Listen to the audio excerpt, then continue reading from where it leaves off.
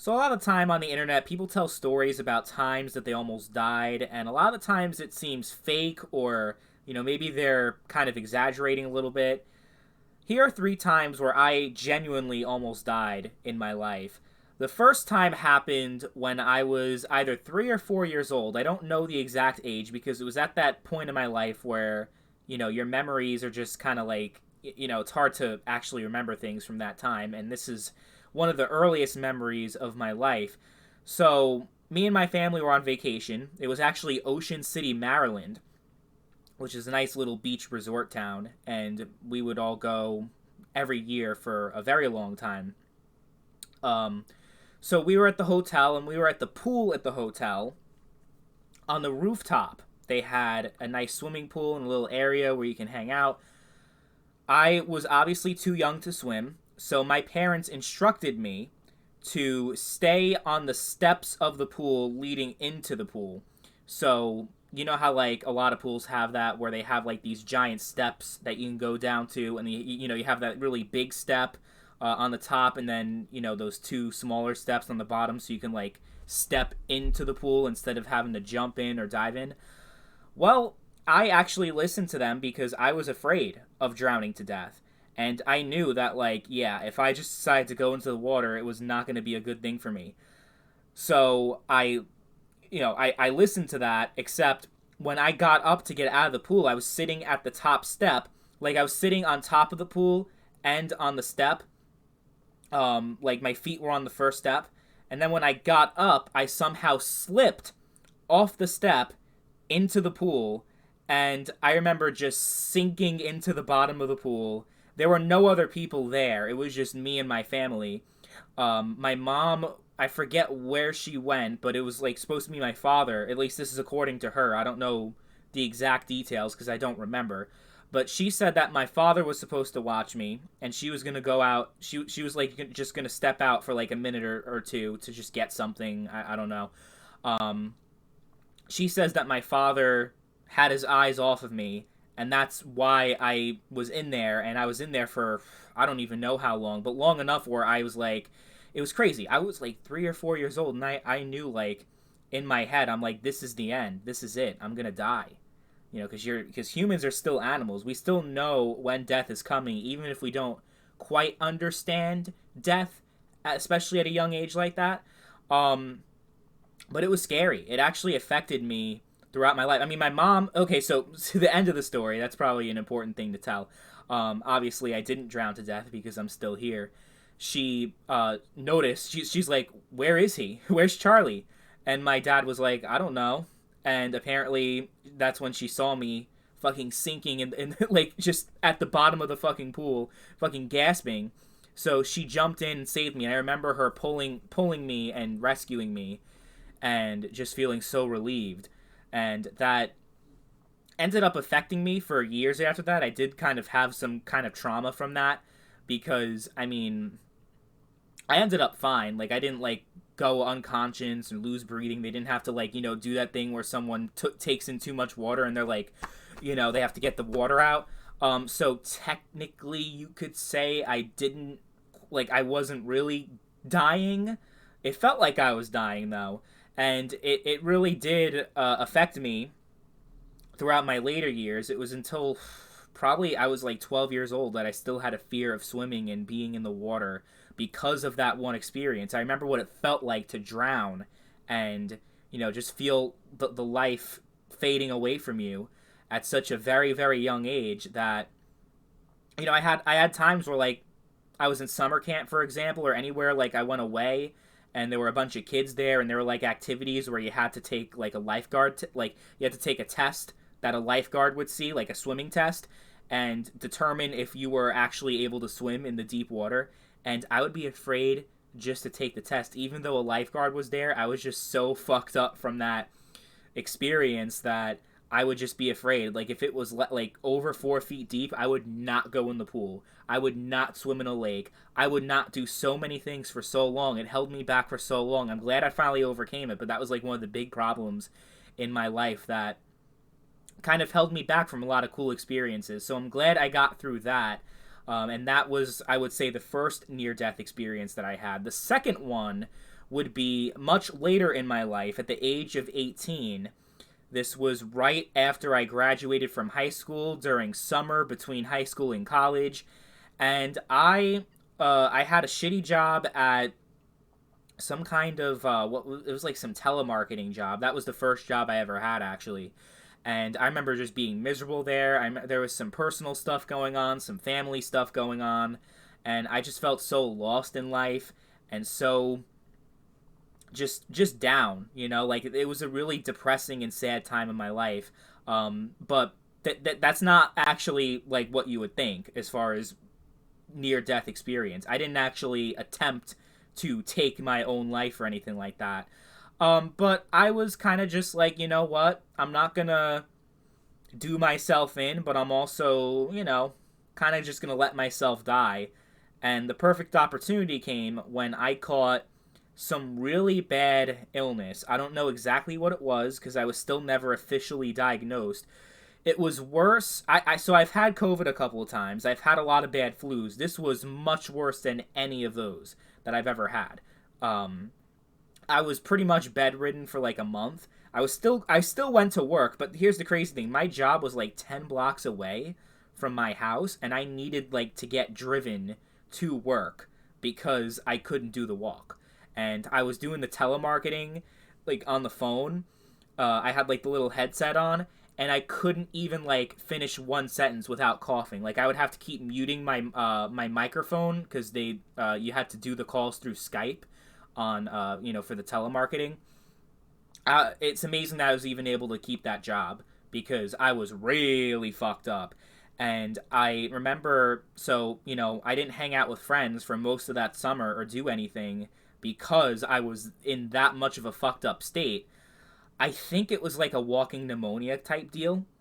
I went to the doctor. The doctor's like, I don't know what's wrong with you. Here's some antibiotics, but that didn't really do shit. Plus, I have a thing with taking pills, so it probably could have worked a lot better if I was more, willing, more capable of swallowing pills.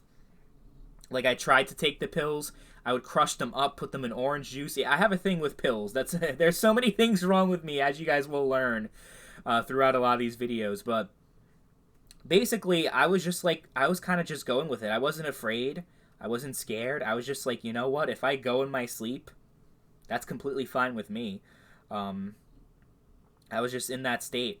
But it felt like I was really close to death. I felt weak.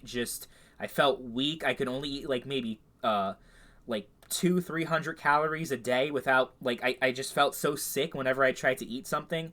It was bad enough that when I finally got better, and I went out to see my friends for the first time in like almost a month.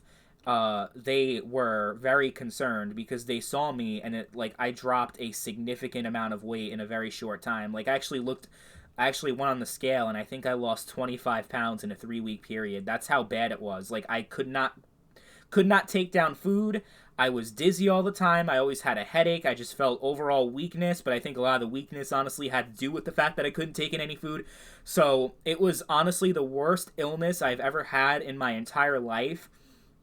And I felt like it definitely could have killed me. It was probably the closest I've been to death from an actual illness. So that would be near-death experience number 2. The third one happened fairly recently. Actually, not too recently. It's almost 4 years ago now. 2020, during the COVID period. But it wasn't COVID. It was actually me being stupid and getting myself in an ATV crash.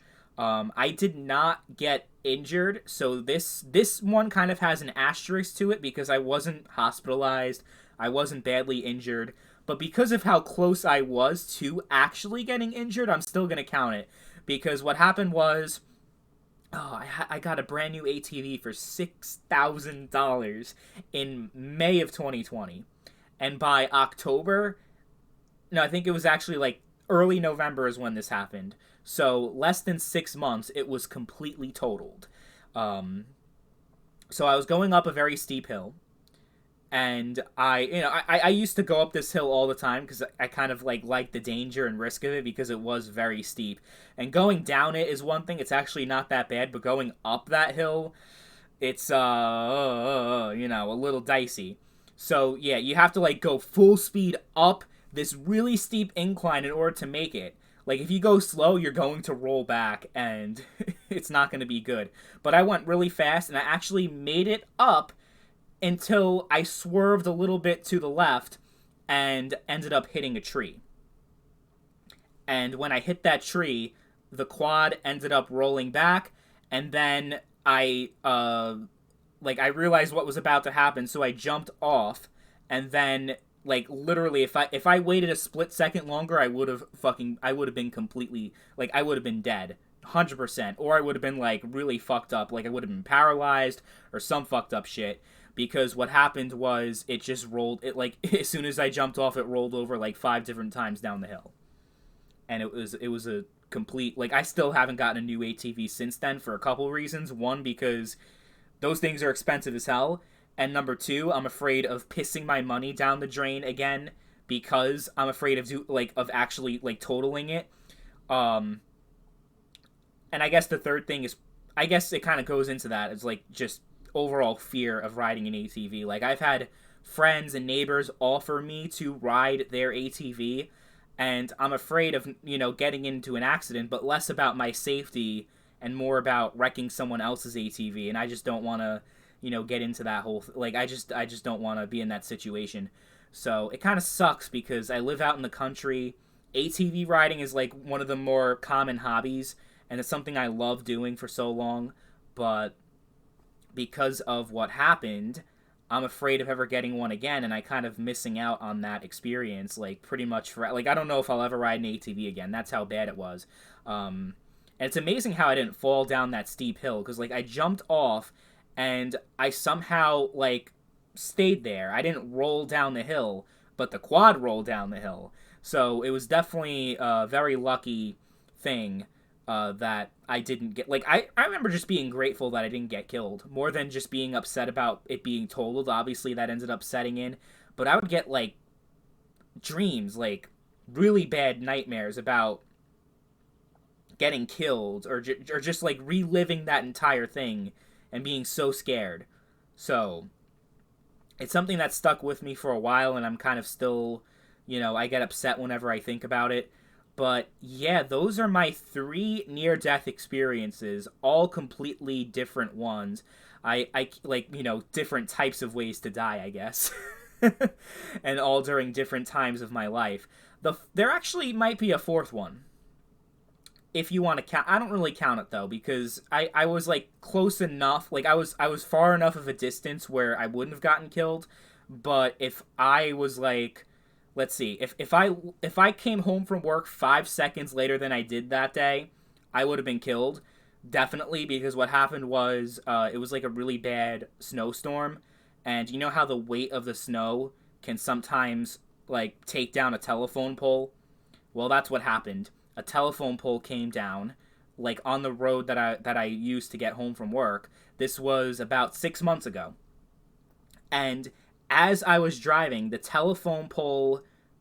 Oh, I'm sorry. It wasn't a telephone pole. It was a tree. The tree collapsed and knocked out the telephone pole, and there was electricity flying all over the place. And I'm like, God damn. That was some scary shit. I mean, I was far enough where I didn't actually get hit, but I could have gotten hit. Like, I would say like it was probably like, I don't know, 15 to 20 feet away, I would say.